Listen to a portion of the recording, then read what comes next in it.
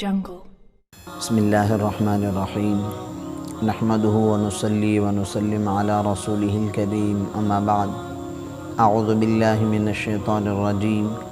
قد افلح من تزکا وذکر اسم ربه فصلی فرض رسول اللہ صلی اللہ علیہ وسلم زکاة الصوم فطرہ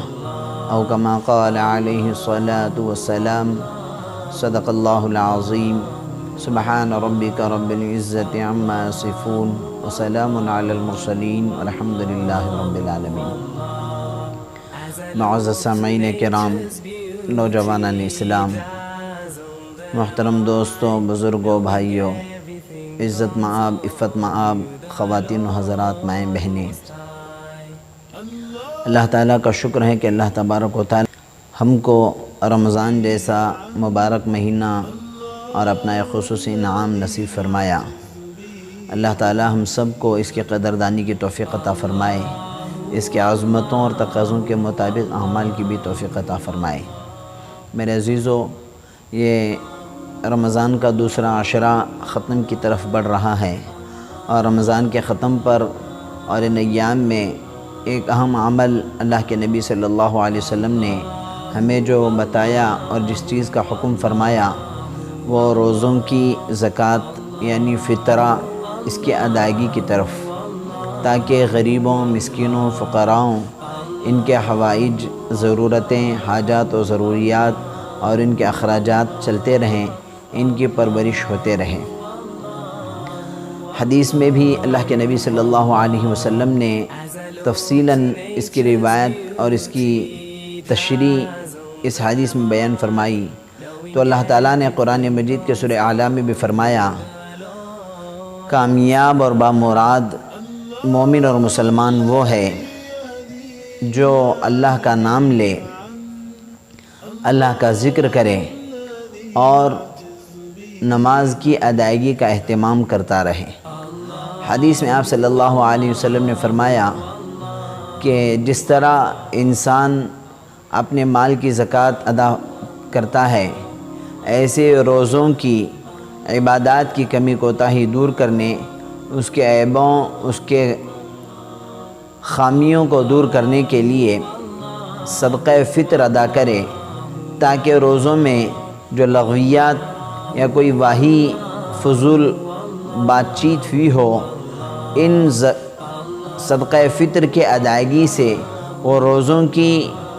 فضول واہیات اور بیکار باتوں کی تلافی ہو جائے اور روزے مکمل ادا ہو جائیں۔ تو اس حدیث اور اس آیت میں اللہ تعالیٰ نے ایمان والوں کو اعمال کے، عبادات کے ختم پر بھی کچھ عبادت کا حکم دیا ہے، وہ یہ مالی عبادت کا حکم ہے۔ جس طرح گزشتہ کے پروگرام میں بھی ہم نے سنا تھا کہ صدقہ فطر کس طرح ادا کریں، کون ادا کریں۔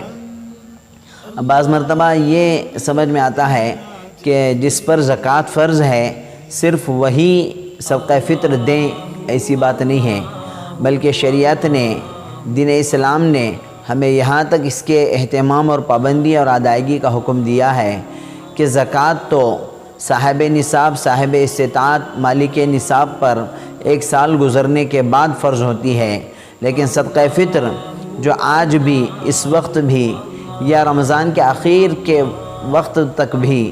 اور عید کی نماز کو جانے تک بھی اگر کوئی مالک نصاب بنتا ہے تو اس کے نصاب پر سال کا گزرنا ضروری نہیں، بلکہ وہ صدقہ فطر ادا کرنا ضروری ہے۔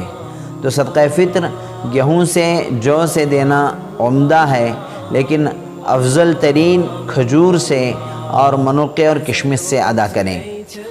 بہتر یہ ہے کہ اس مقدار میں رقم اور روپیے پیسے ہی مسکینوں اور فقراء تک پہنچا دیں، تاکہ وہ عید کی خوشیوں میں جو ان کی ضرورت ہے، جس چیز کی کمی ہے، وہی اس کو خرید سکیں، وہی اس کو پورا کر سکیں۔ لیکن کوئی ان چیزوں سے ادا نہیں کر سکتا، کچھ حالات ایسے بن پا رہے ہیں، تو وہ جو بھی ادا کرے، لیکن اناج ہو، کھانے پینے کی چیزوں میں ہو، اور مقدار میں، عدد میں، تعداد میں وہ 80-90 روپیے کم سے کم، اور زیادہ سے زیادہ 900-1100 روپیے، یا قیمتی زیادہ سے زیادہ قیمت والے کھجوروں کی 1.25 کلو کھجور کے اعتبار سے رقم بنے،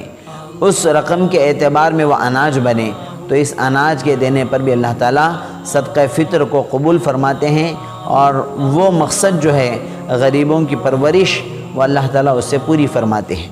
تو اس میں ہمیں غور کرنا ہے کہ صدقہ فطر میں عید کے وقت، عید کے ایام میں بھی دیں، ان ایام میں بھی دیں، کوئی رمضان کے درمیان میں بھی دے دیں تو اللہ تعالیٰ اس کو بھی ادا کرنے والوں میں شامل فرماتے ہیں۔ ان تمام باتوں میں ہمیں غور کرنا ہے کہ جو سب سے نیک ہیں، متقی ہیں، اور نیکی کا لبادہ ہی اوڑھتے نہیں بلکہ دل اور دماغ بھی نیک ہو، اور آئندہ کے عزائم بھی ان کے نیک ہوں، کسی کو دھوکہ، کسی پر ظلم، کسی پر زیادتی نہ ہو، ایسے افراد، ایسے متقیوں کو، تقوی پرہیزگاری والوں کو تلاش کر کے پہنچانے کی فکر کریں، کوشش کریں۔ اللہ تعالیٰ کی ذات سے امید ہے کہ مستحقوں تک اگر صدقہ فطر بھی پہنچے تو جس طرح اللہ تعالیٰ زکوٰۃ کو قبول فرمائیں گے، ایسے ہمارے صدقہ فطر کو بھی قبول فرمائیں گے۔ اللہ تعالیٰ سے دعا ہے اللہ تعالیٰ ہم سب کو رمضان مبارک کے فیض و برکات سے مستفیض ہونے کی توفیق عطا فرمائے، رمضان کا افادہ و استفادہ نصیب فرمائے، حقیقی مستحقوں کو لینے اور دینے کی توفیق عطا فرمائے،